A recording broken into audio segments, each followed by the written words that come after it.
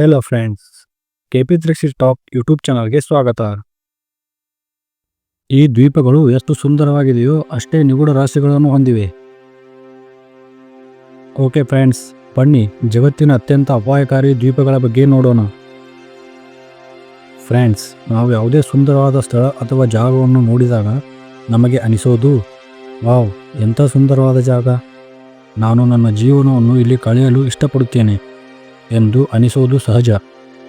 ಆದರೆ ಕೆಲವೊಂದು ದ್ವೀಪಗಳು ಅಲ್ಲಿ ವಾಸಿಸೋದು ಅಲ್ಲ, ಅದರ ಆಸುಪಾಸು ಹೋಗಲು ಸಾಧ್ಯವಿಲ್ಲ. ಈ ದ್ವೀಪಗಳು ಎಷ್ಟು ಅಪಾಯಕಾರಿಯಾಗಿದೆ ಅಂದರೆ ಆ ದೇಶದ ಗೌರ್ಮೆಂಟ್ಗಳು ಮಾನವ ಚಟುವಟಿಕೆಯನ್ನು ಅಲ್ಲಿ ನಿಷೇಧಿಸಿದೆ. ಇವತ್ತು ನಾವು ಇಂತಹ ಜಗತ್ತಿನ 6 ಅತ್ಯಂತ ಅಪಾಯಕಾರಿ ದ್ವೀಪಗಳ ಬಗ್ಗೆ ನೋಡೋಣ. Number 6, the Farallon island. ಈ ದ್ವೀಪವು ಅಮೆರಿಕದ ಕ್ಯಾಲಿಫೋರ್ನಿಯಾ ರಾಜ್ಯದಿಂದ 28 ಮೈಲಿ ದೂರದಲ್ಲಿದೆ.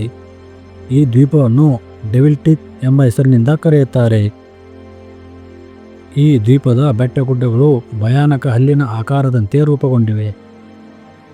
ಇವುಗಳನ್ನು ನೀವು ಈ ದೃಶ್ಯದಲ್ಲಿ ನೋಡುತ್ತಿದ್ದೀರಾ. ಆದರೆ ನಿಮಗೆ ಅನಿಸುತ್ತಾ ಇರಬಹುದು, ಈ ಥರ ಹಲ್ಲುಗಳು ಮಾನವನದ್ದು ಇರಲ್ಲ ಎಂದು. ಹೌದು, ಇದು ಮಾನವನ ಹಲ್ಲುಗಳಲ್ಲ, ಇವು ಸಮುದ್ರಜೀವಿ ಶಾರ್ಕ್ನ ಹಲ್ಲುಗಳಾಗಿವೆ. ಅಂದರೆ ಶಾರ್ಕ್ನ ಹಲ್ಲಿನ ರೀತಿಯನ್ನು ಹೋಲುತ್ತವೆ.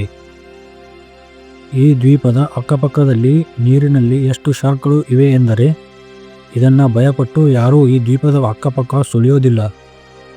ಇದರೊಂದಿಗೆ ಈ ದ್ವೀಪ ಅಪಾಯಕಾರಿ ಎನಿಸಿಕೊಳ್ಳಲು ಇನ್ನೂ ಒಂದು ಕಾರಣ ಇದೆ. 1946ರಿಂದ 1970ರವರೆಗೆ ಇಲ್ಲಿ ನ್ಯೂಕ್ಲಿಯರ್ ವೇಸ್ಟನ್ನು ತಂದು ಸುರಿಯಲಾಗಿದೆ. ಅದು ಎಷ್ಟೆಂದರೆ 55,000 ಡ್ರಮ್ ನ್ಯೂಕ್ಲಿಯರ್ ವೇಸ್ಟ್ ಅನ್ನು ತಂದು ಇಲ್ಲಿ ಸುರಿಯಲಾಗಿತ್ತು. ಆದ್ದರಿಂದ ಈ ನೀರು ಎಷ್ಟು ವಿಷಕಾರಿ ಎಂದರೆ ಯಾರಾದರೂ ಇದರ ಸಮೀಪ ಬಂದರೆ ಅವರ ಸಾವು ನಿಶ್ಚಿತವಾಗಿದೆ. ಇನ್ನು ನಂಬರ್ 5, ಕಾರ್ನ್ಯಾಕ್ ಐಲ್ಯಾಂಡ್. ಈ ದ್ವೀಪ ಸೈಜಿನಲ್ಲಿ ಎಷ್ಟು ಚಿಕ್ಕದಾಗಿದೆಯೋ ಅದಕ್ಕಿಂತ ಹೆಚ್ಚು ಅಪಾಯಕಾರಿ ವಿಷಯಗಳನ್ನು ಒಳಗೊಂಡಿದೆ. ಈ ದ್ವೀಪದಲ್ಲಿ ಟೈಗರ್ ಸ್ನೇಕ್ ಎಂಬ ಹೆಸರಿನ ಹಾವು ನೋಡಸಿಗುತ್ತೆ. ಈ ಹಾವು ಎಷ್ಟು ವಿಷಕಾರಿ ಎಂದರೆ ಇದು ಯಾವುದೇ ಮಾನವನಿಗೆ ಕಚ್ಚಿದರೆ ಅವರು ಕೆಲವೇ ಸೆಕೆಂಡ್ಗಳಲ್ಲಿ ಸತ್ತು ಹೋಗುತ್ತಾರೆ. ಆಸ್ಟ್ರೇಲಿಯಾದ ಈ ದ್ವೀಪದಲ್ಲಿ ಪ್ರತಿ 1 ಇಂಚಿನಲ್ಲಿ ಒಂದು ಹಾವು ಸಿಗುತ್ತೆ. ಹೌದು ಫ್ರೆಂಡ್ಸ್, ಇದು ನಿಜ. ಈ ದ್ವೀಪದಲ್ಲಿ ಪ್ರತಿ ಇಂಚಿನಲ್ಲೂ ವಿಷಕಾರಿ ಹಾವುಗಳಿವೆ. ಇಷ್ಟು ವಿಷಕಾರಿ ಹಾವು ಈ ದ್ವೀಪಕ್ಕೆ ಹೇಗೆ ಬಂತು ಎಂದು ಇನ್ನೂ ಯಾರಿಗೂ ತಿಳಿದಿಲ್ಲ. ಇಷ್ಟೆಲ್ಲ ಅಪಾಯ ಇದ್ದರೂ ಈ ದ್ವೀಪದಲ್ಲಿ ಒಂದು ಜೈಲನ್ನು ಸ್ಥಾಪಿಸಲಾಗಿತ್ತು. ಅದು ಈಗ ಮುಚ್ಚಲಾಗಿದೆ. Number 4, Stromboli island. ಈ ದ್ವೀಪವು ಇಟಲಿ ಸಮೀಪದ ಟರೇನಿಯನ್ ಸಮುದ್ರದ ಪಕ್ಕದಲ್ಲಿದೆ. ಈ ದ್ವೀಪದಲ್ಲಿ 3 ಆಕ್ಟಿವ್ ವಾಲ್ಕೆನೋಗಳಿದೆ, ಅಂದರೆ ನಿರಂತರವಾಗಿ ಸ್ಫೋಟಗೊಳ್ಳುವ ಜ್ವಾಲಾಮುಖಿಗಳು.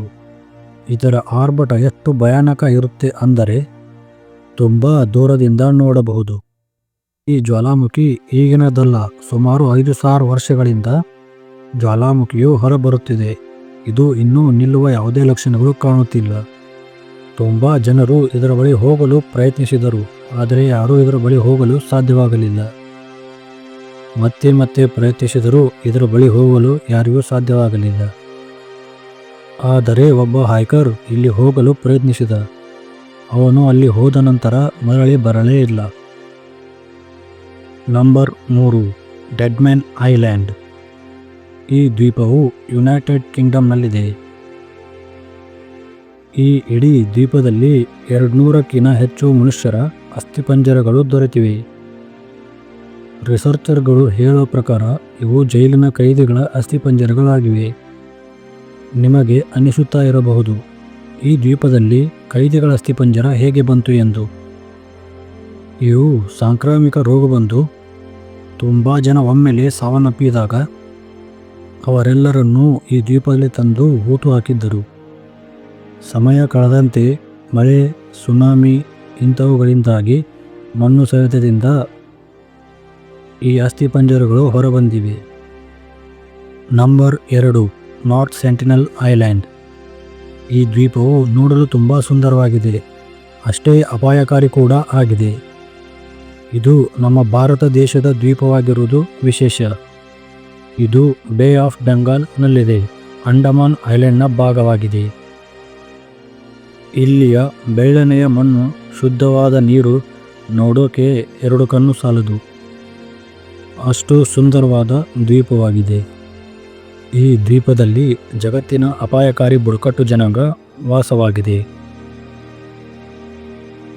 ಇವರು ಬೇರೆ ಯಾವುದೇ ಜನರನ್ನು ಈ ದ್ವೀಪಕ್ಕೆ ಪ್ರವೇಶಿಸಲು ಬಿಡುವುದಿಲ್ಲ. ಯಾರು ಅಲ್ಲಿ ಹೋಗಲು ಯತ್ನಿಸುತ್ತಾರೋ ಅವರ ಮೇಲೆ ಬಾಣಗಳಿಂದ ಆಕ್ರಮಣ ಮಾಡುತ್ತಾರೆ. ಈ ದ್ವೀಪದಲ್ಲಿ ಎಷ್ಟು ಜನ ಇದ್ದಾರೆ ಎಂದು ಯಾರಿಗೂ ಗೊತ್ತಿಲ್ಲ. ಈ ಬುಡಕಟ್ಟು ಜನಾಂಗದ ರಕ್ಷಣೆಗಾಗಿ ಭಾರತ ಸರ್ಕಾರವು ಇಲ್ಲಿ ಹೋಗುವುದನ್ನು ನಿಷೇಧಿಸಿದೆ. 2006ರಲ್ಲಿ ಕೆಲವು ಮೀನುಗಾರರು ಬೋಟ್ ಮುಖಾಂತರ ಇಲ್ಲಿ ಹೋಗಲು ಪ್ರಯತ್ನಿಸಿದರು. ಆದರೆ ಸಮುದ್ರ ಗಾಳಿ, ಮಳೆ ಅವರನ್ನು ವಿಫಲಗೊಳಿಸಿತು. Number 1, ರಮ್ರಿ island. ಈ ದ್ವೀಪವು ಬರ್ಮಾ ಅಂದರೆ ಮೈನ್ಮಾರ್ ದೇಶದ ಭಾಗವಾಗಿದೆ. ಇದು ಇಲ್ಲಿಯ ಅತ್ಯಂತ ಕ್ರೂರ, ಅಪಾಯಕಾರಿ ಮೊಸಳೆಗೆ ಪ್ರಸಿದ್ಧಿಯಾಗಿದೆ. 2ನೇ ಮಹಾಯುದ್ಧದ ಸಮಯದಲ್ಲಿ ಜಪನೀಸ್ ಸೋಲ್ಜರ್ಗಳು ಈ ದ್ವೀಪದಿಂದ ಹಾದು ಹೋಗುವಾಗ ಇವರ ಮೇಲೆ ಸಾವಿರಾರು ಸಂಖ್ಯೆಯ ಮೊಸಳೆಗಳು ಆಕ್ರಮಣ ಮಾಡುತ್ತವೆ. ಇವರಲ್ಲಿ 1000 ಸೈನಿಕರಲ್ಲಿ ಕೇವಲ 20 ಜನ ಸೈನಿಕರು ಬದುಕಿ ಬಂದರು. ಇಲ್ಲಿಯ ಮೊಸಳೆಗಳು 900ಕ್ಕಿಂತ ಹೆಚ್ಚು ಸೈನಿಕರನ್ನು ತಿಂದು ಹಾಕಿದ್ದವು. ಇದು ಗಿನ್ನಿಸ್ ವರ್ಲ್ಡ್ ರೆಕಾರ್ಡ್ನಲ್ಲಿ ದಾಖಲೆಯಾಗಿದೆ. ಈ ಘಟನೆಯು ಪ್ರಾಣಿಯೊಂದು ಮನುಷ್ಯನ ಮೇಲೆ ಮಾಡಿದ ಅತಿದೊಡ್ಡ ದಾಳಿಯಾಗಿದೆ. ಓಕೆ ಫ್ರೆಂಡ್ಸ್, ಇದಾಗಿತ್ತು ಇವತ್ತಿನ ನಮ್ಮ ಈ ವಿಡಿಯೋ ಇಷ್ಟ ಆಗಿದ್ದರೆ ಲೈಕ್ ಮಾಡಿ, ಕಮೆಂಟ್ ಮಾಡಿ, ಸಬ್ಸ್ಕ್ರೈಬ್ ಮಾಡಿ. ಓಕೆ ಫ್ರೆಂಡ್ಸ್, ಮತ್ತೆ ಸಿಗೋಣ. ಬಾಯ್.